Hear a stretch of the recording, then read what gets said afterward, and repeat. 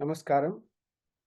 Iswaro Gururatmeti Murtibheda Vibhagine Vyomavat Vyapta Dehaya Dakshina Murtaye Namaha. Jaya Jaya Shankara, Har Har Shankara. Welcome to another event on our Global Festival of Oneness, where we are celebrating the life and works of Adi Shankara with talks and perspectives from scholars from all over the world. This is our 5th year that we are celebrating this. It started on Shankara Jayanti and it will go on for entire month. And we have scholars from all over the world. And you can register for both the morning sessions at 7 a.m. IST and there's an evening session at 7 p.m. IST. Today, we have the privilege of listening to Sri Vidwan Manikandan Iyer. He is a traditional Vidwan and a banker by profession. And today he will be sharing on Bhagavadpada Vaibhavam, the life and legacy of Jagadguru Sri Adi Shankaracharya. This is the third of his 4-session series. So if you missed the first 2, look out for those recordings. So this is the third and there's one more next week. A brief background about Vidwan Manikandan Iyer, a banker by profession and a Sanatani by practice with Sharada Mata's blessings. He has had the rare fortune of studying the Shastras from a very tender age. Vidwan Manikandan Iyer also studied and continues to study Vyakarana from Vidwan Sri Tilak Rao Garu. He traditionally started his Vedanta study under his Guru, Brahmasri Sri Sridhar Sharma Garu. He also has had the rare fortune of learning Vedanta from the most senior and respected Vidwan in the Vedanta circle, Maha Mahopadhyaya Shastra Ratnakara Vidwan Sri Mullai Vasal Krishnamurti Shastri Garu. While continuing to learn under Brahmasri Sri Sridhar Sharma, he also has the rare fortune of studying Tarka Shastra from Vidwan Sri Naveen Holla of Sringeri, who happens to be the senior most disciple of the 36th Peetadipati of Sringeri Sarada Peetam, Mahasannidhanam Sri Sri Sri Bharati Tirtha Mahaswami Garu. So, Vidwan Manikandarji, Namaste and welcome to our Global Festival of Oneness. You may start your pravachanam right now. Namaste. Shri Gurubhyo Namaha. Asha Surashi Bhavadangavalli Bhasaiva Dasi Krita Dugdha Sindhum Mandasmitair Nindita Sharadendum Mandera Vindasana Sundaritvam Vaktaramasadhyayameva Nitya Saraswati Swartha Samanvitasid Nirasta Dustarka Kalanka Panka Namamitam Shankaramarchitangrim Sadatmadhyana Niratam Vishayebhyah Paranmukham Naumi Shastreshu Nishnatam Chandrasekhara Bharatim Srimad Shankara Deshikendra Kalite Dharma Vyavasthapake Punye Pitha Chatushtaye Timahitam Shri Sharada Pithikam Arudhasya Samasta Shastra Nichaye Panditya Sima Jushaha Vidyatirtha Jagadguru Mama Guru Shri Padukame Gatihi Kumbhavam Samupeyushi Bhagavati Kim Bharati Rajate Kim Vasadhana Samhratan Dhritavapur Jnanam Samindhe Param Ityullikhya Savismayam Kritadhiyo Dhyanti Bharati Tirthasyasya Jagadguru Kushalada Shri Padukame Gatihi Kumbharati Samudbhutan Shashimaulit Prapujakan Shri Shankara Swaruparyan Naumi Shastra Visharadan Sarvashruti Shirodbhuta Samudbhasita Murtaye Vedantambuja Suryaya Tasmai Shri Gurave Namaha.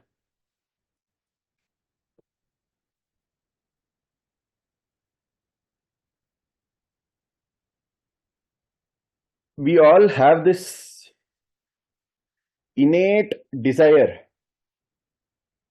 that I should always be happy. I should always have that sukha. I should not get any misery. I should not be troubled by anything.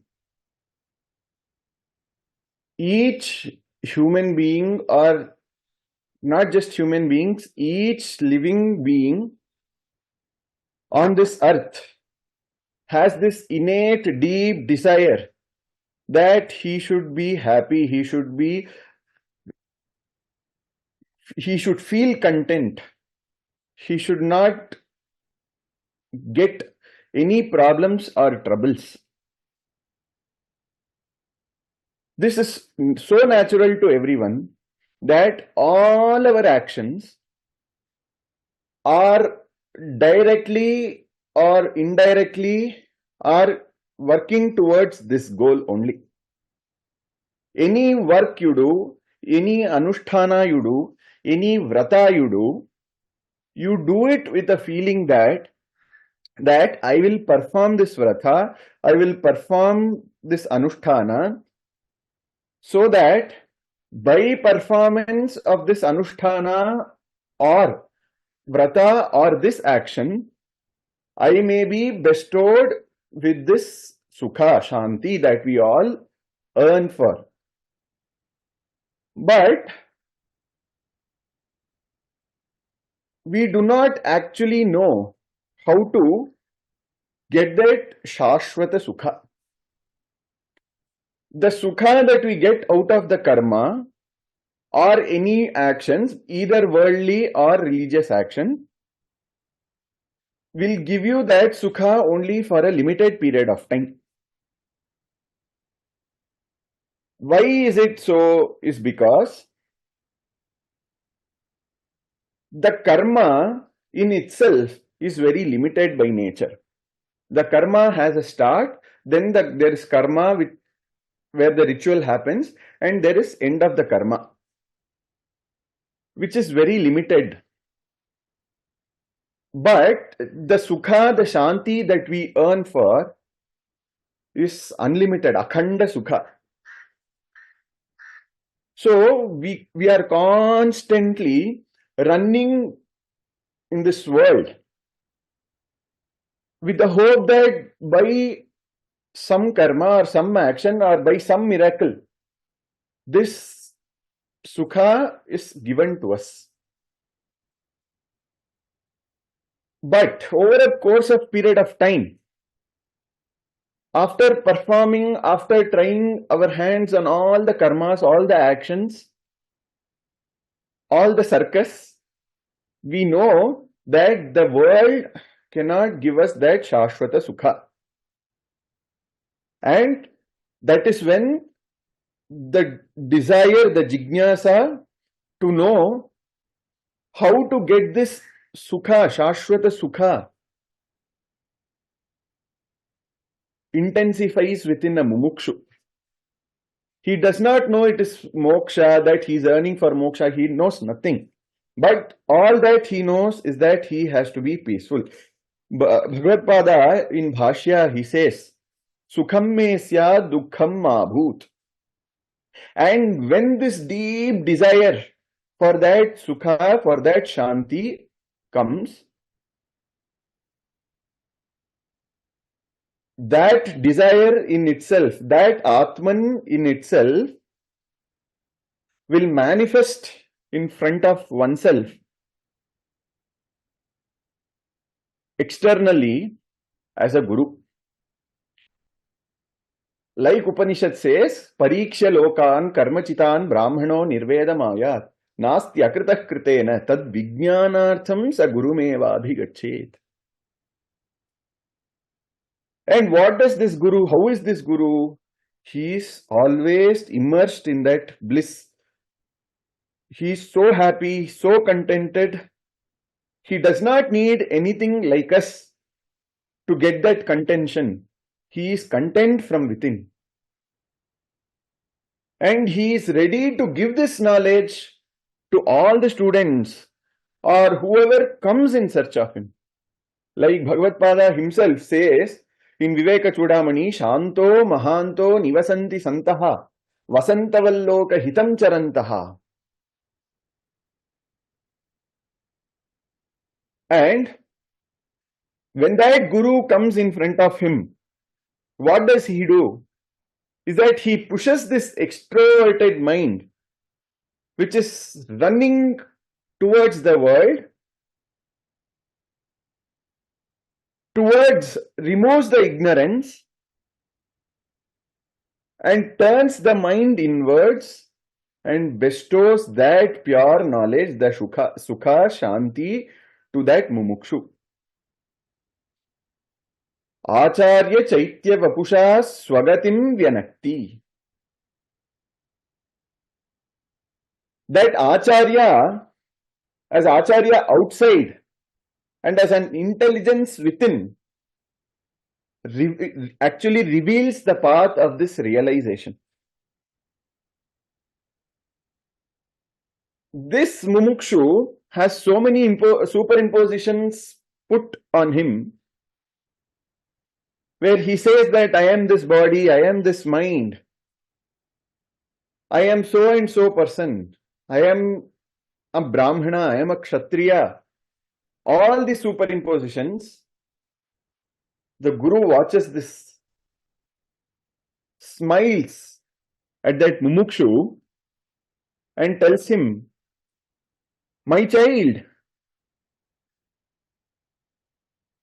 you are not this body, you are not the mind, you are not the sense organs through which you perceive the world, but you are that consciousness, the witness, because of which you are able to see the entire world, you are able to see, you are able to sense, you are able to smell through your nose, without which you are nothing but a jada sharira. Therefore, my child, you are that pure consciousness, pure Atman. You do not have any problems. You do not have any sufferings. Nothing. And Guru goes a step forward and tells him, you do not even have any happiness. Happiness here is the Vishaya Janita Sukha. He says that happiness is also not you.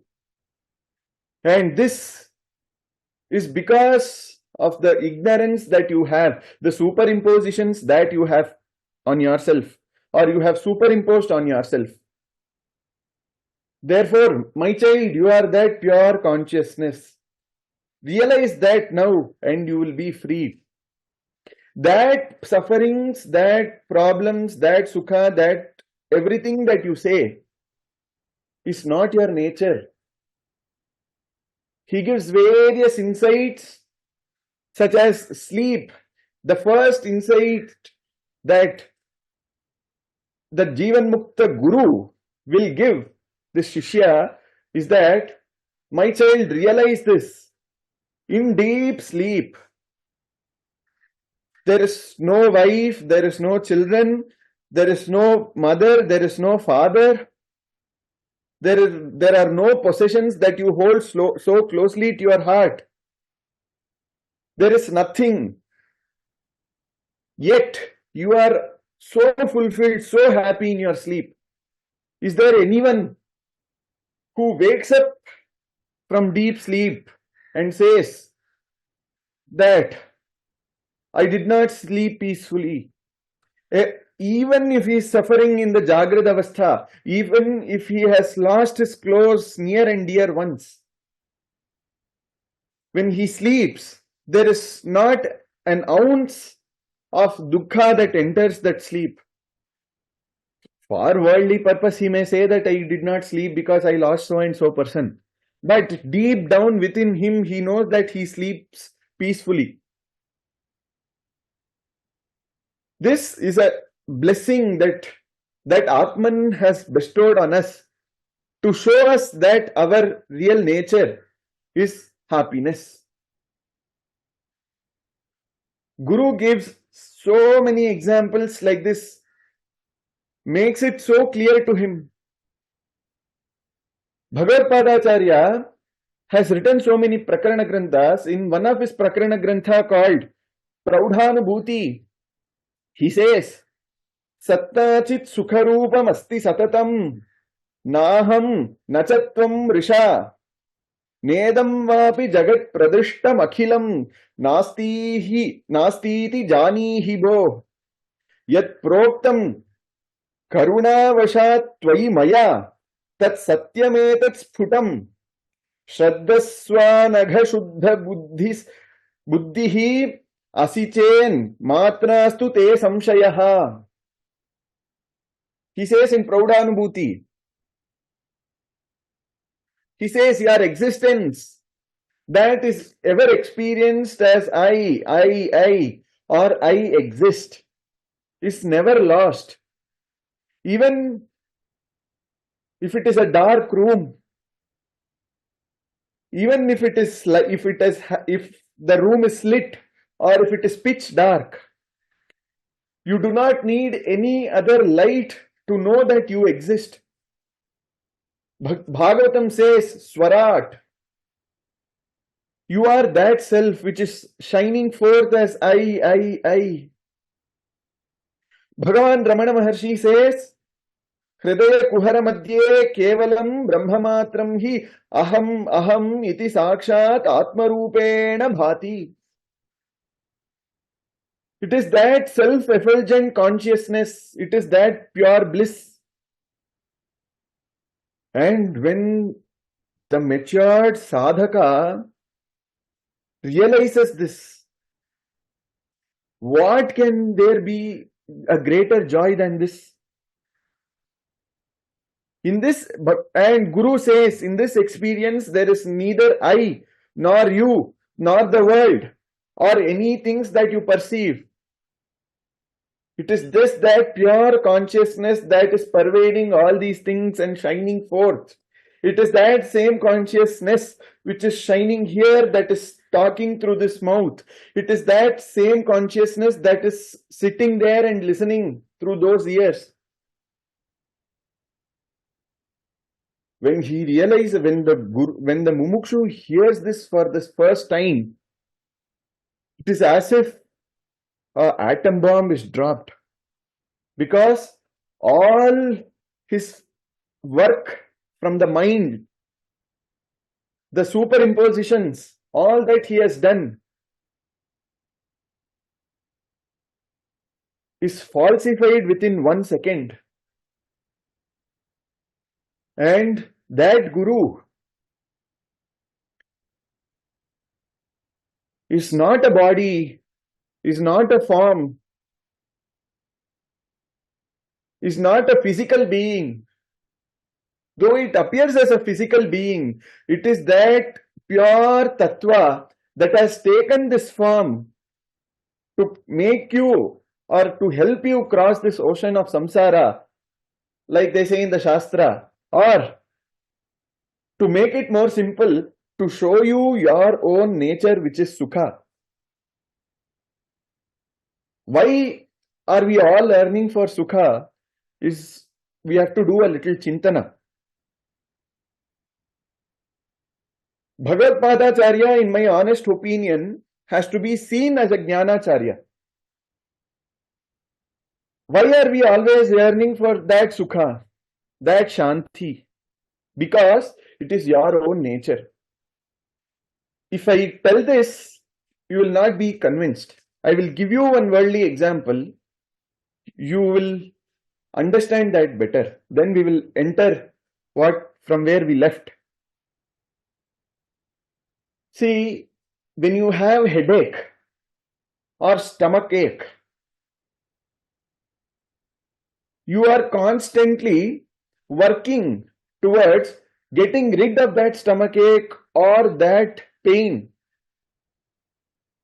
Because without being or without headache or without any pain is your natural nature from the bodily perspective. When you get a pain, you are constantly working towards to get rid of that. Similarly, from the Jnana Drishti, your nature, your essence is that Sukha, that Shanti, that Akhandatva. And therefore, knowingly or unknowingly, you are always constantly searching for that. And this is the entire essence of the Vedanta. Vedanta is this simple.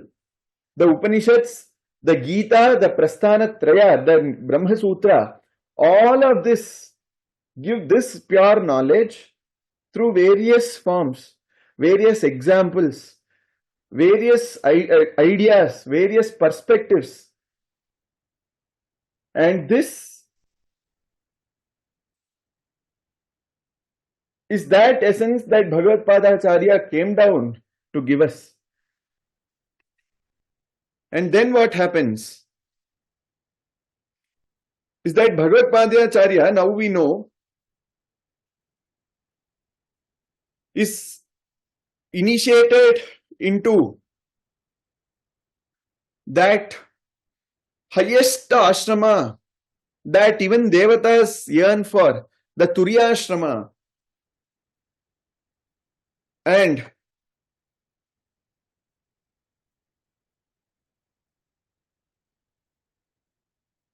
Bhagavadpadacharya is in his Guru's Sannidhi, Govinda Bhagavadpadacharya's Sannidhi. He spent 3 years in his Guru's Sannidhi, knowing the tattva of the Vedanta. Not that he did not know. He was Sakshat Dakshinamurti himself. But why did he do that? Is for Lokanugrahartha. To show the world as to how one should study under a Guru. Like Bhagavadpada himself says in Gita Bhashya, Sarvashastra vidapi, prajnavanapi, murkhavad upekshaniyaha. If he is not learned this vidya from a proper Guru, then he should be considered as unwise or murkha. Murkhavad upekshaniyaha. And Bhagavadpadacharya spent the entire daytime engaged in study, discussions, and the anusthana that is prescribed for the yatis. And from evening till midnight, he was in that Nirvikalpa Samadhi, ascertaining all the import of the Upanishads, doing the manana, staying in that complete bliss. Bhagavadpadacharya, after 3 years now, was a very great scholar with no equal match anywhere. Both in the Jnana Drishti and also the Shastra Drishti. And through constant reflection, remembrance, deep contemplation, Bhagavadpadacharya's that spiritual fruit quest bore the fruit. Then he eventually transcended the mind, body, sense organs and was completely abiding by that self. And once, when he was in his Guru's Sannidhi,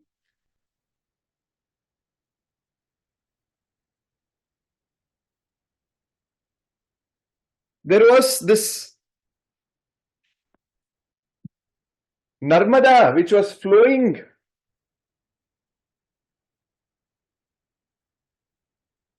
and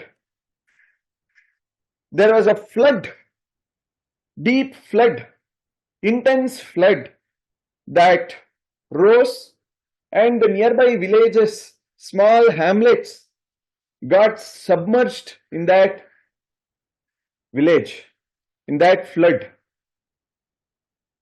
And what happens? All the people who were so devoted, knowing that sthiti of Govinda Bhagavadpadacharya, come to him, tell him that the world outside is undergoing this trouble where the Devi Narmade is gushing out in flood. And they pray Govinda Bhagavadpadacharya to help him to help them by his yoga siddhi. Govinda Bhagavadpadacharya, who was in his Manonmani sthiti, Manonmani mudra, for him there was no flood, there was no river, nothing but that pure consciousness.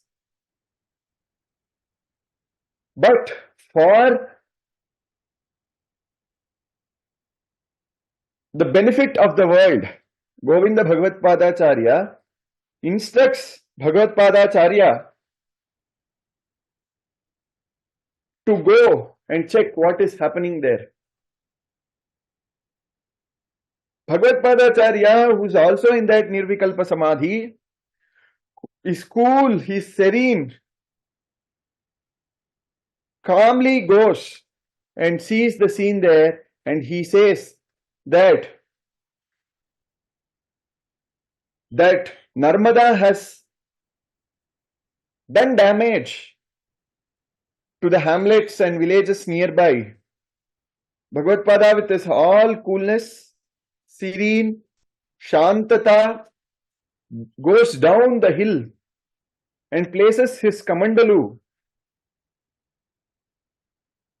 and he sings the holy praise of Narmada, that we popularly known as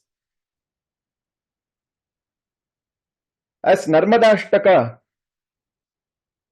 and he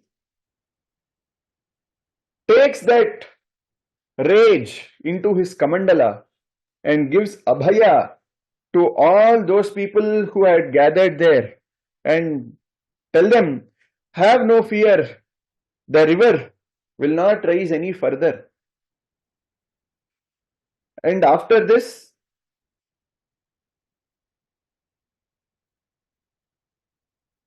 Bhagavadpadacharya continues to stay in this Guru's Sannidhi, and one day Govinda Bhagavadpadacharya calls Bhagavadpadacharya near him and tells him, Swamin, that is how yatis actually call each other, even if he is a Shishya.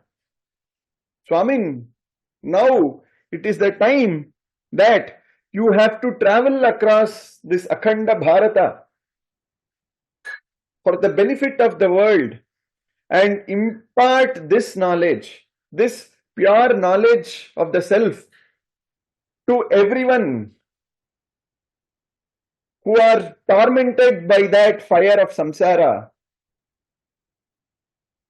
Give this jnana and vijnana to them. And Govinda Bhagavadpadacharya says, and when people, the worldly people who are suffering, happen to just even come in contact with the minutest speck of your pada dhuli, they will be freed.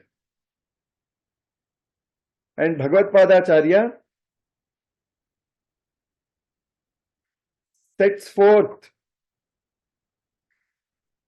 his Digvijaya, the first of the Digvijaya after Yatyashrama.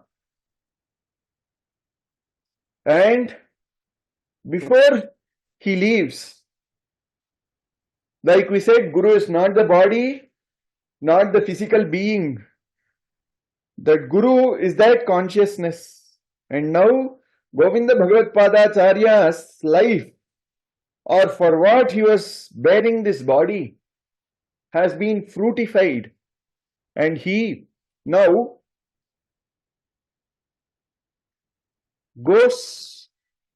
merges into that self, leaving his mortal coils. And Bhagavadpadacharya sets forth his Prauda Digvijaya as per his Guru's advice. And some disciples, senior disciples of Govinda Bhagavadpadacharya also accompany Bhagavadpadacharya with so much love and affection. And from Narmada, from Madhya Pradesh, now they set forth towards Kashi, which is the Shastra Kendra from days time immemorial. They set forth, they passed through the kingdoms of Shayaya, Chedi, Kausumbi, and on the way, many householders who had heard about Govinda Bhagavadpadacharya and also had deep reverence to Bhagavadpadacharya, knowing his merit, gave Bhiksha with utmost respect, and eventually they cross Vindhyas walking through the banks of Yamuna, and even from a distance they see Kashi. Kashi, the very word itself will purify one from all the sins.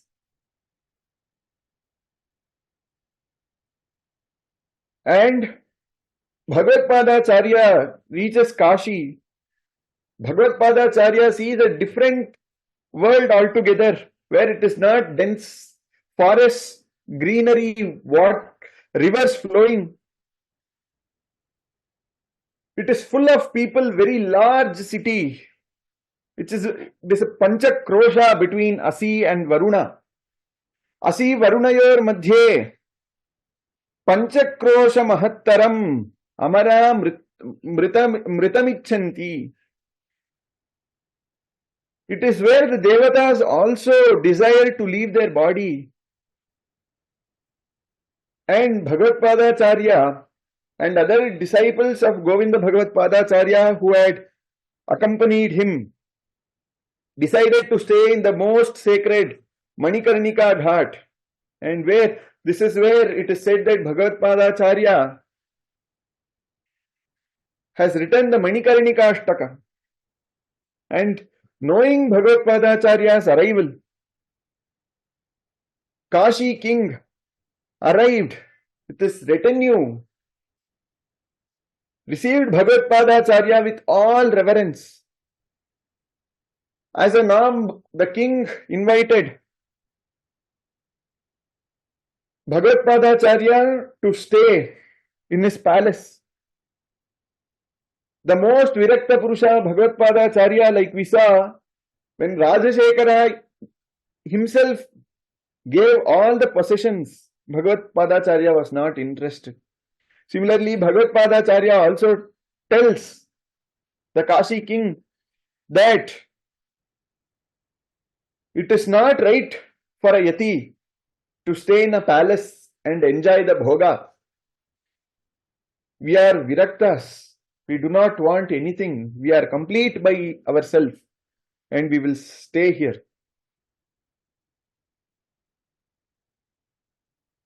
And they move there in that Manikarnika Ghatta under a huge banyan tree. This 8 to 10-year-old boy, 12-year-old boy, who's shining like a radiant, who's shining like a molten gold, is expounding the tattva of the Upanishads. And for a jivanmukta Purusha, he comes out of his actual state to impart this knowledge. And over the period of time, Bhagavadpadacharya stays in Kashi and decides now he gets that intuition of writing commentary. And while in Kashi, he gets his first disciple, a young brahmachari from south, who has already completed the Veda, who has understood the purport of the Vedas. Comes, the youth surrenders to Bhagavadpadacharya. His name, Sanandana. with his sparkling eyes and glowing face, with deep devotion, Sanandana serves Lord Bhagavadpadacharya with all deep reverence. And Bhagavadpadacharya, over the period of time, gives this tattva to Sanandana also. And Kashi has a very important place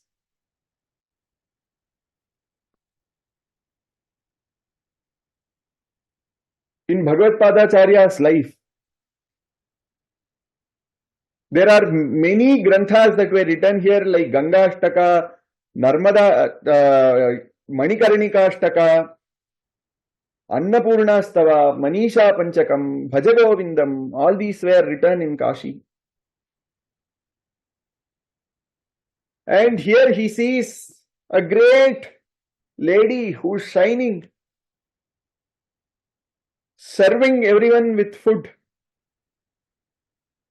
And the relationship between that old lady and this young boy, Bhagavadpadacharya, was different, was unique. Bhagavadpadacharya feels that compassion of mother. He knows. He sees that old lady whose eyes is flowing through karuna, whose heart is so large that she serves everyone who comes there. Like the Shruti itself says, Hridayam Vishwam Asya. In the Mundakopanishad, it says, Hridayam Vishwam Asya. Bhagavadpadacharya soon realizes, knows that it is that Jnana Swarupini herself has descended down, and he writes the famous Annapurna Ashtaka there. We will see the Swarasya behind each shloka in the last session, which I have kept solely for Bhagavadpadacharya's literature. And after that, he writes the Bhajagovindam there. He also writes the Shiva Panchakshara Nakshatramala Stotram.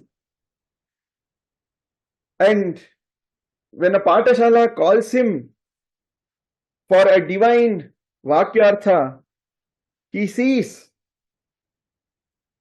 an old man standing upside down, standing on his head, trying to by heart the Vyakarana Sutra. Bhagavadpadacharya is deeply pained by this scene. He says, you are already old. You are already suffering.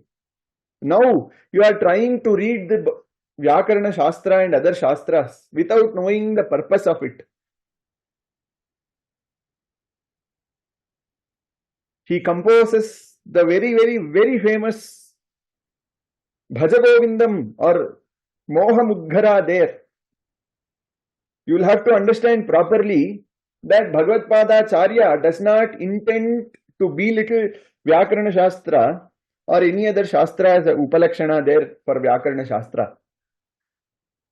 He says all the Shastras are useful when you know this Tattva, to know this Tattva. Now you are old. Know this Tattva and get freed. He does not intend to say that do not study the Shastras. There has been a publicity where Bhagavadpadacharya is given this, that he asked not to study Shastras. No. Bhagavadpadacharya was the most Shastrajna one can ever meet. It has to be understood properly. He says, Bhaja Govindam, Bhaja Govindam, Bhaja Govindam, Govindam Bhaja Mudamate, Samprapte, Sannihite Kale, Nahi Nahi Rakshati Dukran Karane. The worldly studies will not help you in your deathbed. Know this Tattva, abide by that self and get freed. And after this, Bhagavadpadacharya explained the tattva of Kala Bhairava, who is the guarding deity of Kashi. He says, Kala, the ever moving time, is no doubt a terrible being. Bhairava is that personification of time that brings death. Even if you like or dislike, ignoring all your likes and dislikes. But it is that Kala Bhairava himself just shining forth within you as that pure consciousness. In the words of rishis, they say, Bahik Kala Rupena, Antas Chaitanya Rupena, Lokanam Mrityum Amritam Cha Vidadhati Bhagavan.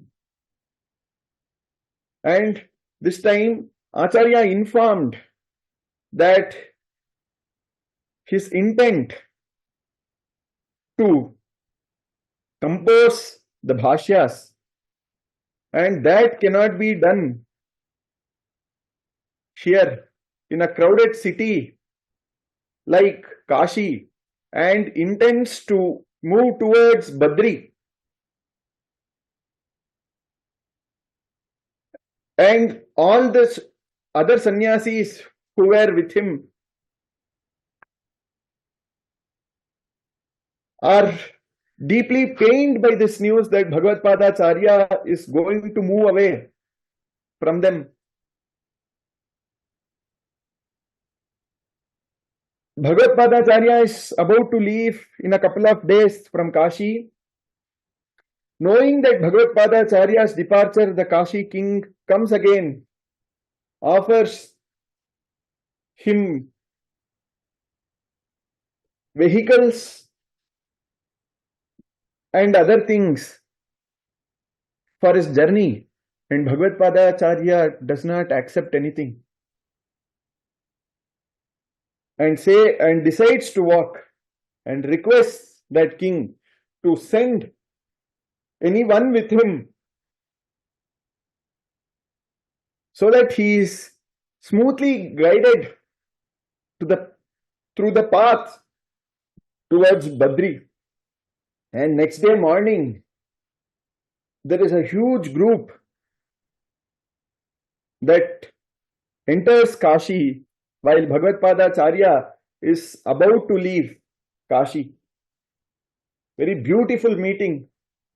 He sees a young boy whose face is shining. His hair is matted with dirt and dust. His dress is untidy. He comes and surrenders at the holy feet of Bhagavadpadacharya. Bhagavadpadacharya asks, "Who are you, my child? What do you want?" Bhagavadpadacharya goes near him, takes his hand with deep affection, and Bhagavadpadacharya's eyes fall on him, the divine eyes, the Atmiya Kataksha Drishtya, and he realizes that it is his childhood friend, young friend Vishnu, who was very close to Acharya, who was a companion in Kaladi. Bhagavadpadacharya, he asks his purpose of his visit, and Vishnu now says that by divine grace that he has reached Kashi, all that he wants is his Guru Sannidhi, Guru Pada, which can free him from this torrential fire of samsara. Bhagavadpadacharya is pleased and Bhagavadpadacharya asks Sanandana, who is with him, to make arrangements for Vishnu. A very beautiful scene happens there. Sanandana, who is a sannyasi now, falls at the feet of Vishnu. Vishnu is taken aback, shocked by this. And he says, no, Sanandanacharya, you are yati by ashrama, you are not supposed to do that. So Sanandanacharya says, no, no, no, you are the most blessed person who has been with our Acharya since childhood. Very beautiful scene. And Sanandanacharya makes all the arrangements, and Bhagavadpadacharya initiates him into the sannyas ashrama, gives him the name Chitsukha.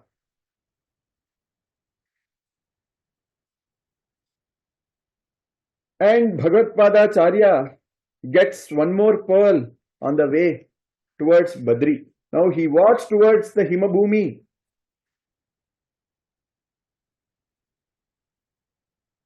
He walks onwards, journey through uninhabited lands with dense forests, Ganga flowing peacefully. Acharya halts in few places.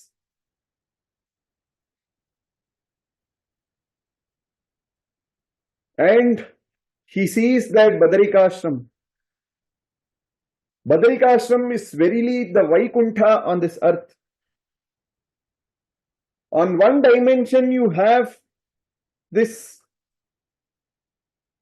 wearing the white laden clouds on the snow matted Himalayas, and Himalaya himself appearing as Lord Shiva on the other. And Bhagavadpadacharya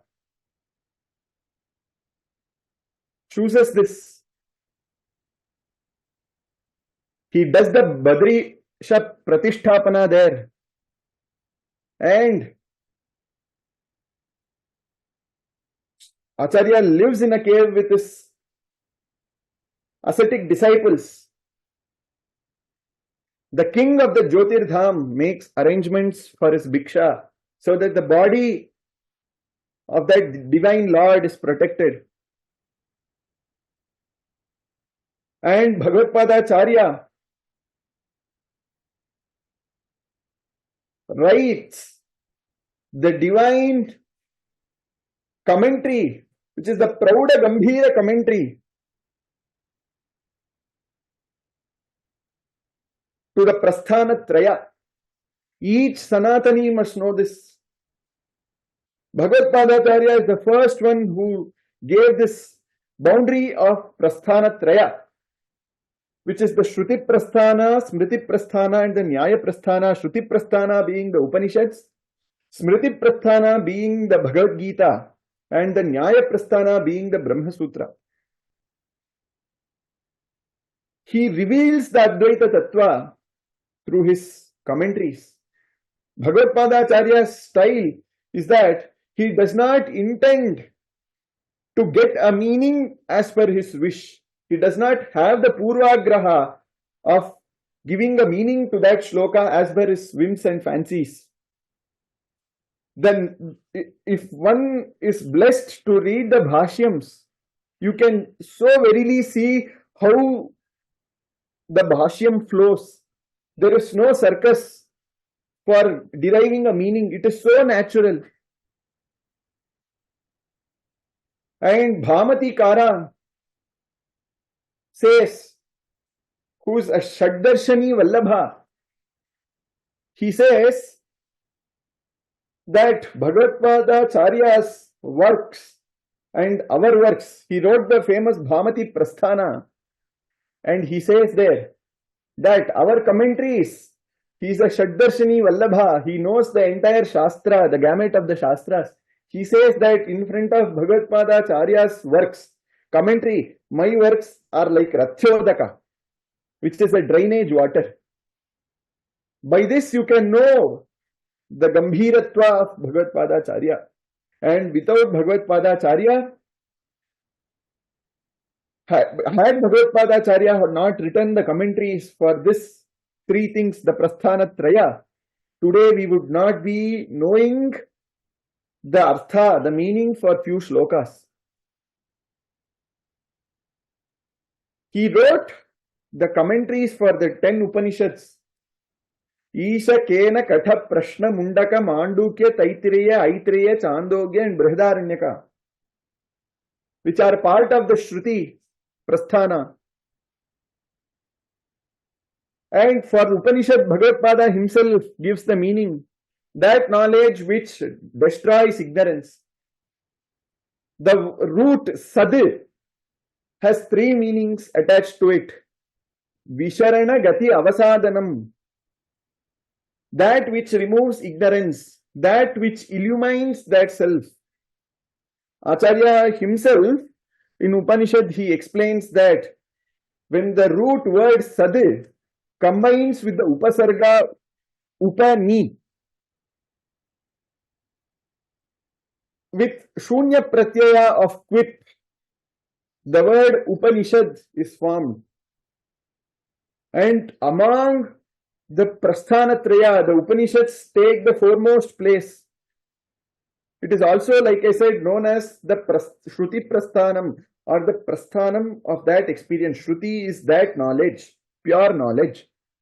Then he writes the Smriti Prasthanam, which is the Bhagavad Gita.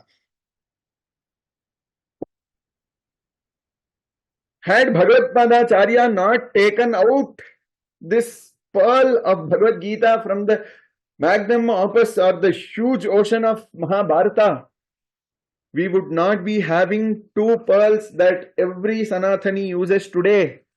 One is the Vishnu Sahasranama from the Mahabharata, and the second is this Bhagavad Gita. Bhagavadpadacharya is the first person with divine authority that makes this statement that with clear distinction, with clear discrimination, I am writing this commentary on Gita, spoken by all-knowing Lord and written down by the omniscient Vyasa, in order to ensure that henceforth no doubt regarding its meaning should arise in anyone. I will read that Bhashya Bhaga, which is very, very divine in itself. He says, Tadidam Gita Shastram Samasta Vedartha Sara Sangraha Bhutam Durvigne Artham Tadartha Avishkaranaya Anekaihi Vivrita Pada Padartha Vakyartha Nyayamapi Atyanta Viruddha Aneka Arthatvena Laukikaihi Grihyamanam Anupalabhya Aham Vivekataha Artha Nirdharanartham Sankshepato Vivaranam Karishyami.